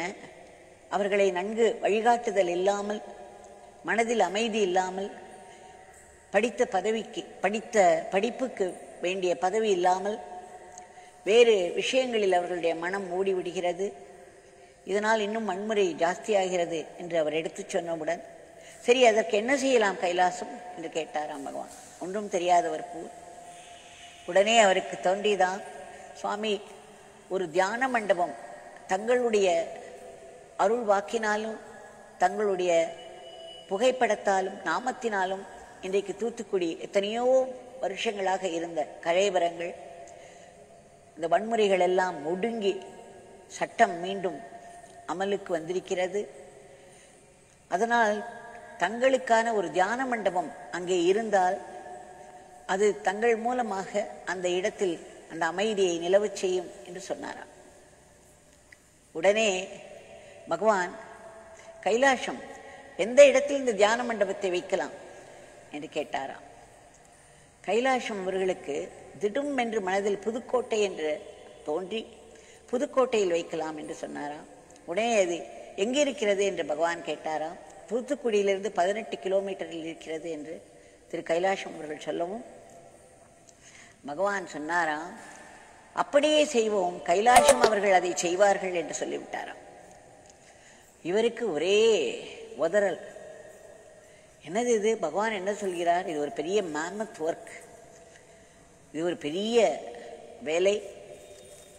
தானோ ஒரு ஏழை, குறைந்த சம்பளம் வாங்குபவர், ஒரு சாதாரண பத்திரிகை நிருபர், தன்னிடம் பண வசதியே கிடையாது. பகவானுக்காக ஒரு தியான மண்டபம் கட்டுவதா? எங்கு செல்வது? தான் எங்கே, தியான மண்டபம் எங்கே? இது என்ன பகவான் இப்படி சொல்கிறார் என்று திகைத்து போனார் அவர். அதன் பிறகு அவர் அந்த இடத்தில் இன்னும் ஒரு சுவாரஸ்யமான ஒரு கதை வருகிறது. என்னவென்றால், அந்த தூத்துக்குடியில் மாவட்ட ஆட்சியர்கள், அந்த கலேபரம் நடந்த சமயத்தில், அது ஒழுங்குக்கு வரும் சமயத்தில் 2 மாவட்ட ஆட்சியர்கள் ஒன்றன் பின் ஒன்றாக அங்கிருந்து மாற்றப்பட்டு விட்டார்கள். அதன் பிறகு ஒரு மாவட்ட ஆட்சியர், ஒரு முஸ்லிம் இஸ்லாமிய மதத்தைச் சேர்ந்த ஒரு மாவட்ட ஆட்சியர் தான் அங்கு வருகிறார். அந்த கலேபரங்கள் எல்லாம் ஒடுங்குகின்றன. இதில் என்ன விசேஷம் என்றால், இந்த மாவட்ட ஆட்சியர் தூத்துக்குடியில் கலெக்டராக ஆவதற்கு முன்பு திருவண்ணாமலையில் ரெவென்யூ அதிகாரியாக இருந்தார். அந்த சமயத்தில் அவர் பகவானை பற்றி கேள்விப்பட்டு அவருடைய தரிசனத்திற்காக பல முறை சென்றிருக்கிறார். பகவானுடைய அந்த தெய்வீகம் அவரை ஈர்த்தது. அதனால் பல IAS அதிகாரிகள், IPS அதிகாரிகளை இவர்தான் அழைத்து சென்றிருக்கிறார் பகவானிடம். ஒருமுறை அவர் இவ்வளவு பெரிய தெய்வீக மனிதராக இவர் இருக்கிறார், இவரிடம் நம்மை பற்றி கேட்க வேண்டும் என்று நினைத்து தன்னுடைய கையை காட்டினாராம். காட்டி பகவானிடம், என்னுடைய எதிர்காலம் எப்படி இருக்கும் சொல்லுங்கள் என்றாராம். பகவான் உடனே சிரித்தபடி அந்த இஸ்லாமிய அன்பரிடம் சொன்னாராம், இந்த பிச்சைக்காரன் ஒரு ஜோசியன் அல்ல. உங்கள் எதிர்காலம் எப்படி இருக்கும், என்னென்ன நடக்கும் என்றெல்லாம் சொல்வதற்காக இவன் வரவில்லை. இவன் ஒரு ஜோசியன் அல்ல. ஆனால் இந்த பிச்சைக்காரன் சொல்கிறேன், உங்களுக்கு மிகவும் பிரகாசமான எதிர்காலம் இருக்கிறது என்று சொல்லிவிட்டார். அந்த இஸ்லாமிய அன்பருக்கு மிகவும் சந்தோஷமாக போயிற்று. அது மட்டுமல்ல, உடனடியாக அவருக்கு மாவட்ட ஆட்சியர் பதவி கிடைத்து அவர் தூத்துக்குடிக்கு வந்து விட்டார். பகவான் அங்கே வாக்கு கொடுத்தார். அதன் பிறகு இந்த மாவட்ட ஆட்சியர்கள் ஒருவராக மாறிவிடுகிறார்கள். நிர்வாகத்தில் இருந்த பொழுது முன்வந்து வேண்டிய நடவடிக்கை எடுக்காமல் இருந்தார்கள். கலேபரம் அதிகமாகிக் கொண்டே போய் ஒரு பெரிய வெடிகுண்டு விபத்தில் கொண்டு விட்டது. இப்பொழுது பகவானுடைய பக்தராக இருந்த அந்த இஸ்லாமிய அன்பர் அந்த இடத்திற்கு மாவட்ட ஆட்சி எப்படி ஒன்றொன்றும் அரேஞ்ச் ஆகிறது பாரு, எப்படி அந்த தெய்வம் எல்லா சூழ்நிலைகளையும் ஒவ்வொன்றாய் இயற்கையை ஒட்டி கொண்டு வந்து, அப்பொழுது கைலாசம் அவர்கள் பகவானிடம் விடைபெற்று சென்ற பொழுது அந்த இஸ்லாமிய அன்பர் மாவட்ட ஆட்சியர் அவருக்கு பகவானை பற்றி தெரிந்ததினால் அவரிடம் சென்று சொல்கிறார், பகவான் இப்படி சொல்லிவிட்டார், ஒரு தியான மண்டபம் புதுக்கோட்டையில் இங்கு அப்பொழுது நிரந்தரமாக ஒரு அமைதி இருக்கும், நிறைய வன்முறைகள் எல்லாம் நடக்காது என்றது. உடனே அந்த இஸ்லாமிய அன்பர் யோசித்து பார்த்து தூத்துக்குடியை சுற்றி அந்த புதுக்கோட்டை அருகில் புறம்போக்கு நிலங்கள் எல்லாம் என்னென்ன இருக்கின்றன என்ற விவரங்களை எல்லாம் சேகரித்து அதன் பிறகு கைலாசம் அவர்களை சென்று இவற்றையெல்லாம் பார்க்கும்படி செய்து, ஏதேனும் ஒரு இடத்தை நீங்கள் தேர்ந்தெடுங்கள், பிறகு மற்றவற்றை நான் பார்த்துக் கொள்கிறேன் என்றவர் உறுதி செய்ய, கைலாசம் அவர்கள் இப்பொழுது இருக்கும் இந்த இடத்தை அவர் பல இடங்களை பார்த்தார். அதன் பிறகு பகவானுடைய அருளினால், பகவானுடைய உந்துதலினால் இந்த இடத்தை இப்பொழுது இந்த புதுக்கோட்டையில் தியான மண்டபம் இருக்கும் இடத்தை பார்த்தவுடன் அதை தேர்ந்தெடுத்தார்கள். அப்பொழுது அந்த இடத்தில் 2-3 அடிக்கு கோரை புல்லும் புதர்களும் நிரம்பி இருந்தனமா, பாம்புகளின் இருப்பிடமாக இருந்தன, 2 புற்றுகள் இருந்தனவா. அந்த ஊரில் பாம்பு பிடாரன் தூத்துக்குடியில் எங்கு பாம்பை கண்டாலும் அதை கொண்டு வந்து அந்த புற்றில் தான் விடுவான. அப்படி ஒரு பாம்புகளின் இடமாகவும் புல் புதர்களின் காடாகவும் இருந்த அந்த இடத்தில் இன்றைக்கு பகவானுடைய தியான மண்டபம், பகவானுக்கென்று ஒரு கோவில் கட்டப்பட்டு அங்கே பகவான் அருளாட்சி செய்து வருகிறார். அங்கு வைத்திருக்கும் அந்த மூர்த்தியானவர் இங்கு நம்முடைய ஆசிரமத்தில் பல மாதங்கள் இருந்தார். அப்பொழுதெல்லாம் அவர் அருகிலே சென்று அவர் காலடியில் அமர்ந்து நான் தியானம் செய்வது வழக்கம். அத்தனை ஒரு அழகான முகம், சற்று இளமையோடு இருப்பார் பகவான். அதில் ஒரு புன்னகை என் மனதை மிகவும் கவர்ந்தது. அவருடைய காலடியில் உட்கார்ந்து நான் தியானம் செய்வது வழக்கமாக கொண்டிருந்தேன். அந்த சமயத்தில் அவர்தான் இன்று அங்கு வீற்றிருக்கிறார். அந்த புதுக்கோட்டையில் கைலாசம் அவர்கள் மிகவும் பாடுபட்டு நிதியுதவிக்காக, ஏற்கனவே அவருக்கு ஓரளவுக்கு அனுபவம் இருந்ததினால் பகவான் எப்படி தேர்ந்தெடுக்கிறார் பாருங்கள், ஒவ்வொன்றையும். அது மட்டுமல்ல, பகவான் ஒன்று செய்ய விரும்பினாரானால், ஒரு வாக்கு கொடுத்தாரானால் அது கண்டிப்பாக என்றோ ஒரு நாள் சத்தியமாக நிறைவேறும்.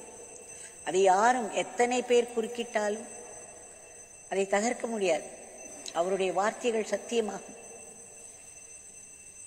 கைலாசம் பார்த்து கொள்வார், கைலாசம் இதை செய்வார் என்று சொன்னார். நான் ஏழை, எங்கு போவேன், என்ன செய்வேன் என்று திகைத்து போன கைலாசம் உடனடியாக அந்த செயலில் இறங்கி ஒரு மாவட்ட ஆட்சியர் அவருக்கு உதவி செய்து இன்றைக்கு அது ஒரு பெரிய ஸ்தலமாக விளங்குகிறது. நாங்கள் அங்கு சென்றிருந்த பொழுது எனக்கு ரொம்ப பிரமிப்பாக இருந்தது அந்த இடத்தை பார்க்க. அவ்வளவு அழகாக இருக்கிறது. அந்த மூர்த்தியும் அவ்வளவு அழகாக இருக்கிறார். பகவானுடைய எந்த மூர்த்தி தான் அழகாக இல்லை, எந்த கோவில் தான் சிறப்பாக வரவில்லை. எத்தனை கோவில் நாம் முடிந்தால் ஒவ்வொன்றாக பார்ப்போம். ஏனென்றால் ஒவ்வொரு ஆக்க செயலுக்கும் பின்னால் பெரும் இறையருள் இருக்கும். அதே சமயம் போராட்டங்களும் இருக்கும். இந்த போராட்டங்களை தாண்டி இறையருள் வெற்றி கொள்வதனால் அந்த இடத்தில் அந்த இறைவனுக்கு ஒரு கோவில் அமையும். இதை நாம் திரும்ப திரும்ப பகவானுடைய இந்த விஷயங்களில் பார்க்கலாம். பகவான் சொல்லியிருக்கிறார். ஒரு சின்ன ஒரு கதை உண்டாம். இது யார் எழுதினார்கள் என்று தெரியவில்லை. திருமலை அவர்கள், கோவில்பட்டி திருமலை அவர்கள் இதை மென்ஷன் பண்ணியிருக்கிறார். ராமகிருஷ்ண பரமஹம்சரிடம் சென்ற விவேகானந்தர் ராமகிருஷ்ணர் எவ்வளவு பெரிய மூர்த்தி என்பதை கண்டுகொண்ட பிறகு அவருக்காக ஒரு கோவில் கட்ட விரும்பினாராம். அந்த சமயங்களில் ராமகிருஷ்ண பரமஹம்சர் ஒரு சாதாரண பூஜாரியாகத்தான் எல்லோர் கண்களுக்கும் தெரிந்தார். அவர் அதை வேறு எதுவுமாகவும் தன்னை காட்டிக்கொள்ளவே இல்லை. அதனால் ஒரு இடம், 1 சென்ட் இடம் வாங்குவதற்கு பலரிடம் சென்று கெஞ்சினாராம் விவேகானந்தர். பல நிலத்தை கொண்டவர்கள் பலரிடம் சென்று அவர் கேட்டபொழுது அவர்கள் எல்லாம் கைவிரித்தார்கள். அவர் மிகவும் வருத்தப்பட்டு ராமகிருஷ்ணரிடம் வந்து, இது என்ன அநியாயம், இந்த உலகம் இவ்வளவு மோசமாக இருக்கிறதே, உங்களுக்கு ஒரு கோவில் கட்ட வேண்டும் என்று நினைத்தால் ஒருவரும் நிலம் கூட கொடுக்க மாட்டேன் என்கிறார்களே என்று முறையிட்ட பொழுது ராமகிருஷ்ணர் சிரித்தாராம். சிரித்து கொண்டே, ஏன் இப்படி அவசரப்படுகிறாய் நரேன், உன்னுடைய காலத்திலேயே எனக்கு கோவில் வர வேண்டும் என்று ஏன் நீ நினைக்கிறாய்? பின்னால் இந்த உலகம் முழுவதும் பல கோயில்கள் எனக்கு வரும் என்று கூறி சிரித்தார். நீ கவலைப்படாதே, நீ கோபப்படாதே, உரிய காலத்தில் பல கோவில்கள் உலகம் முழுக்க வரப்போகிறது என்று நம்முடைய பகவானும் அதை சொன்னாராம் கைலாசம் அவர்களிடம். கவலை வேண்டாம், இந்த பிச்சைக்காரனுக்கு உலகம் முழுவதும் கோவில்கள் வரும் என்று சொன்னாராம். அது மட்டுமல்ல, சுதாமாவில் கணேஷ்புரி சுவாமி நித்யானந்தர் அவர்களை பற்றி PV ரவீந்திரன் ஒரு புஸ்தகம் எழுதியிருக்கிறார். தி இட்டர்னல் என்டிட்டி என்று ஆங்கிலத்தில். பகவானுக்கு கணேஷ்புரி நித்யானந்த சுவாமியை மிகவும் பிடிக்கும். அவர் கிட்டத்தட்ட அவர் நடந்து கொண்ட விதம், பகவான் நடந்து கொண்ட விதமெல்லாம் ஒரே மாதிரியாக இருக்கும். அவரும் ரொம்ப அன்பிரடிக்டபிளாக இருப்பார். என்ன சொல்வார், என்ன செய்வார் என்றே தெரியாது. ஒரு லாயின் கிளாத், இடுப்பில் ஒரே ஒரு வஸ்திரம் இருக்கும். மற்றபடி அவர் அப்படித்தான் எல்லா இடங்களிலும் திரிந்தார். பாம்பே அருகில் கணேஷ்புரியில் அவருக்கு ஒரு பெரிய கோவில் இருக்கிறது. பகவான் சொல்வார், கணேஷ்புரி நித்யானந்தவை புரிந்து கொண்டவர்கள் இந்த பிச்சைக்காரனை பற்றியும் சிறிது புரியும் என்று சொல்லியிருக்கிறார். அந்த புத்தகத்தை படிக்கும் பொழுது பகவான் என்னை பலமுறை படிக்க வைத்தார். பகவான் கேட்டுக்கொண்டிருப்பார். பகவான் சொன்னார், தேவ்கி, முதலில் கடைசி சாப்டருக்கு போவோம் என்றார். கடைசி சாப்டருக்கு நாங்கள் சென்ற போது, நான் படித்த போது, அதில் வந்தது எல்லாம் கோவில்கள். கணேஷ்புரி நித்யானந்தருக்கு எங்கெங்கெல்லாம் ஆசிரமங்கள், கோவில்கள் இருக்கின்றன உலகம் முழுவதும் என்ற அந்த இதை அவர் திரும்ப திரும்ப என்னை படிக்க வைத்தார். அதன் பிறகுதான் அவர் சொன்னார், இப்பொழுது நாம் முதல் அத்தியாயத்திற்கு வரலாம், நீ ஆரம்பத்திலிருந்து ஆரம்பி என்று சொன்னார்.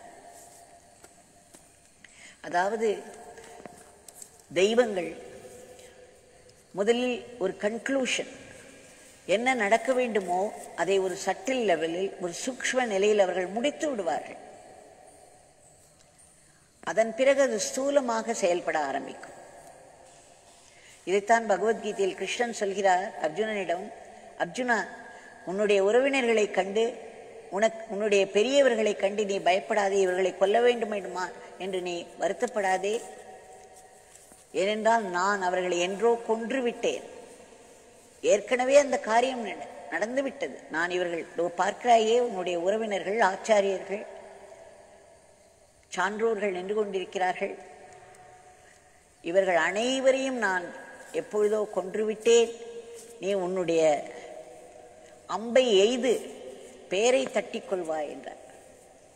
அதன்போல் இவர்கள் சூக்ஷ்ம நிலையில் எந்த ஒரு காரியத்தையும் செய்து விடுவார்கள். அதை மிகவும் சிம்பாலிக்காக பகவான் அடிக்கடி எனக்கு காண்பித்துக் கொண்டிருந்தார். எந்த ஒரு புஸ்தகம் எடுத்தாலும் கடைசி சாப்டர் போய் அதை படித்த பிறகுதான் ஆரம்பத்திலிருந்து ஆரம்பிக்க வேண்டும். அப்பொழுது நான் புரிந்து கொண்டேன், இவர்கள் முடித்துவிட்ட காரியங்கள் மட்டுமே நடந்து கொண்டிருக்கின்றன என்று. அதனால் நம்முடைய பகவானினுடைய வாக்கு இருக்கிறது. அவருக்கு உலகில் பல இடங்களில் கோவில்கள் வரப்போகின்றன. அந்த ஒவ்வொரு கோவிலின் பின்னாலும் பகவானுடைய பெரும் இறையருள் இருக்கும். அதே சமயம் போராட்டங்கள் வருவதற்கும் வாய்ப்புகள் இருக்கும். ஆனால் எல்லாவற்றையும் தாண்டி அந்த இறையருள் அந்த இடத்தில் தன்னுடைய தெய்வீகத்தை நிலைநிறுத்தி அங்குள்ள பிரச்சனைகளை எல்லாம் சரி செய்து பின்னால் வரவிருக்கும் ராமராஜ்யத்துக்கு வழிவகுத்துவிடும். அந்த பகவான் நம் முன்னே இப்பொழுது இருக்கிறார்.